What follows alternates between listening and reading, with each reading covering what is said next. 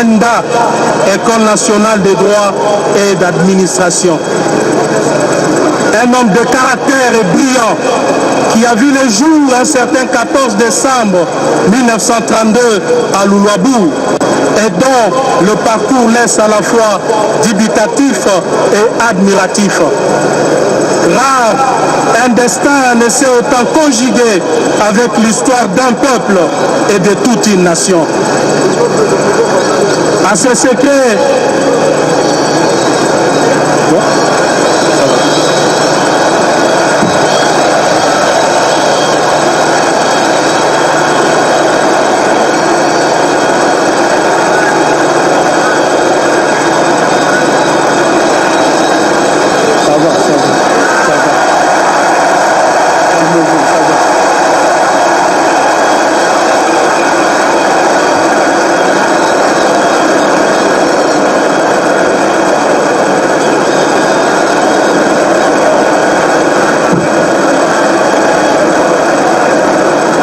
à chaque tournant décisif de l'histoire politique de notre pays,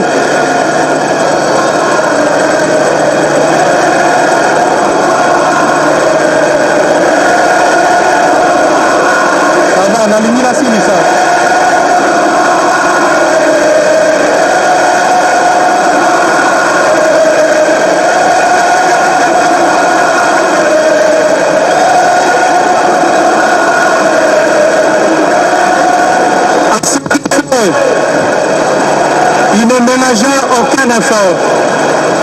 De sorte qu'au 31 décembre de la même année, les accords dits de la Saint-Sylvestre furent signés, salués aussi bien par le peuple congolais dans son ensemble que par la communauté internationale.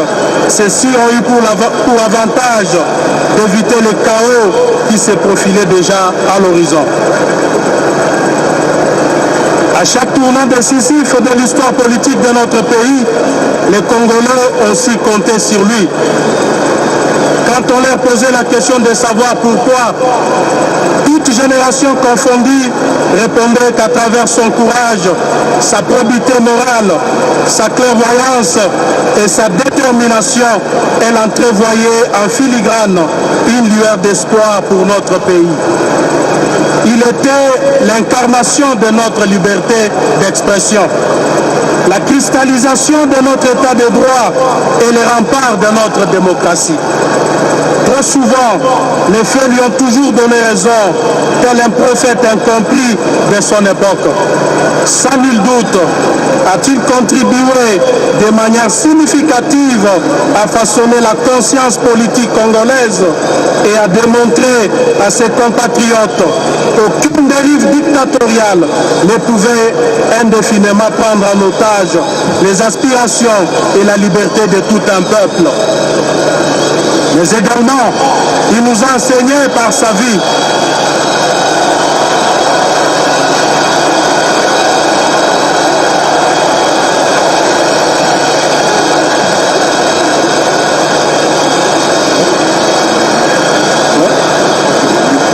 ça va, je vais conclure parce que le dernier mot.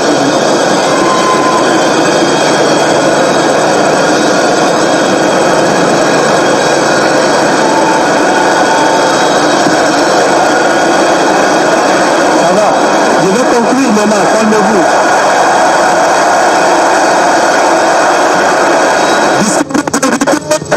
Chers compatriotes, combattantes et combattants de la liberté, la nature elle-même nous enseigne, il suffit de l'observer attentivement. Tous les hommes naissent égaux et nous faisons tous partie de la même race, puisqu'il y en a finalement qu'une race, la race humaine. Et ce qui fait que notre sang a tous la même coloration et que nos organes fonctionnent selon la même logique, au-delà de nos différences d'apparence extérieure et épidermique. Oui, nous sommes égaux par notre naissance. Cependant, quoi qu'on dise, nous n'avons pas tous le même parcours, encore moins le même destin. Oui, notre parcours et notre destinée nous catégorisent. Aussi, admettons-le, bien que de manière exceptionnelle, Existe-t-il en effet des hommes et des femmes dont le parcours sortent de l'ordinaire, autant que les destins fascinent? Étienne Tshisekedi, à qui nous rendons aujourd'hui hommage, appuyé, fait partie de ces catégories d'hommes et de femmes exceptionnelles, dont le passage sur cette terre aura été, à plus d'un titre, à la fois singulier et marquant. Finalement, tous ceux qui savent lire en filigrane, à l'instar de Mahatma Gandhi, de Nelson Mandela, de Martin Luther King Jr., le combat du docteur Étienne Tshisekedi était pour tout compte fait pour la dignité, la liberté et l'épanouissement de l'homme congolais. Cet homme au parcours à la fois remarquable et exceptionnel a cristallisé l'admiration de tout un peuple. Autant par son caractère bien trempé, son intégrité morale sans faille, que par sa dignité et son courage hors pair, il a non seulement imprimé à chacun de nous la marque d'une constance inégalée, mais aussi aiguisé notre conscience politique, faisant ainsi parmi nous une multitude de disciples prêts à relever le grand défi qui nous attend.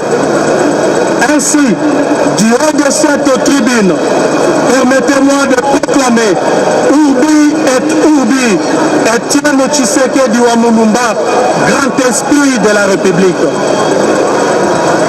Je ne peux conclure mes propos de ce jour sans toutefois que je m'adresse personnellement et de façon particulière à cette grande icône qui m'a, dans un contexte politique assez délicat, fait confiance et confié la lourde charge de préparer notre parti UDPS à la conquête du pouvoir, alors que j'étais jeune et imparfait inconnu dans l'establishment politique de Kinshasa. J'ai personnellement été honoré de cette confiance et je tiens à te renouveler, cher maître, toute ma reconnaissance posthume. Ton retour au pays, après plus de 2 ans d'absence, représente à mes yeux un triomphe dans le cœur des Congolais. C'est à la fois un honneur et une fierté de te voir faire une remarquable entrée au panthéon politique. Jamais je n'oublierai ces moments, ni ce que tu as physiquement consenti pour la lutte parmi et avec nous, et qui au demeurant constitue mon fil conducteur. Tout en effet accompli ce qu'il fallait au moment qu'il fallait. Je t'en serai toujours reconnaissant.